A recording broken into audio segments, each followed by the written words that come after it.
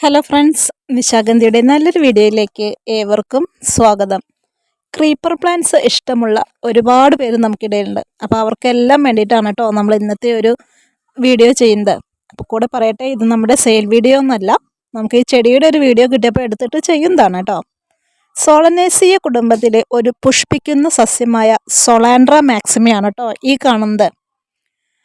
Cup of gold vine, golden chalice vine, Hawaiian lily എന്നും ഈ ചെടി അറിയപ്പെടുന്നുണ്ട്.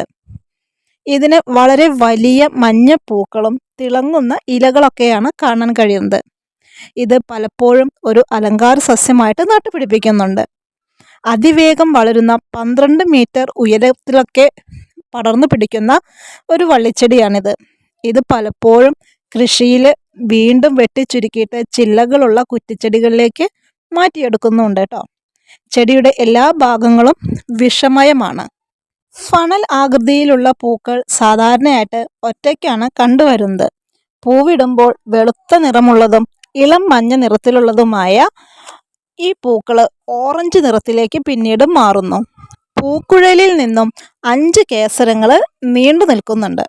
പൂക്കൾ വിരിയുന്നതോട് കൂടിയിട്ട് രൂക്ഷമായ സുഗന്ധവും പുറപ്പെടുവിക്കുന്നു. ഇത് വവ്വാലുകളെ പരാഗണകാരികളായിട്ട് ആകർഷിക്കുന്നുണ്ട് കേട്ടോ.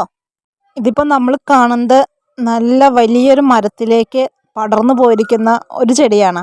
അപ്പോൾ ഇതൊന്ന് നമ്മുടെ ഗാർഡനുകളിലെല്ലാം പലയിടങ്ങളിലും വെച്ച് പിടിപ്പിച്ച് വരുന്നുണ്ട്. നമ്മൾ ഉദ്യാനങ്ങളിലൊക്കെ വെച്ച് പിടിപ്പിക്കുമ്പോൾ പ്രത്യേകം ശ്രദ്ധിക്കണം, വിഷമയമുള്ളതാണ്.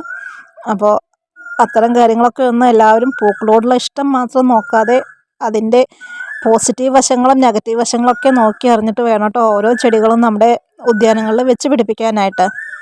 കൂടാതെ ഏതു തരം കാലാവസ്ഥയിലും ഈ ചെടി പടർന്ന് ഇതേപോലെ പൂക്കൾ ഉണ്ടാകും എന്നുള്ളത് മറ്റൊരു പ്രത്യേകത കൂടിയാണ്. അപ്പോൾ ഇതൊക്കെയാണ് കേട്ടോ നമ്മുടെ ഇന്നത്തെ സൊളാൻഡ്ര മാക്സിമയുടെ വിശേഷങ്ങൾ. മറ്റു നല്ലൊരു വീഡിയോയുമായിട്ട് നമുക്ക് വീണ്ടും കാണാം. Okay, by.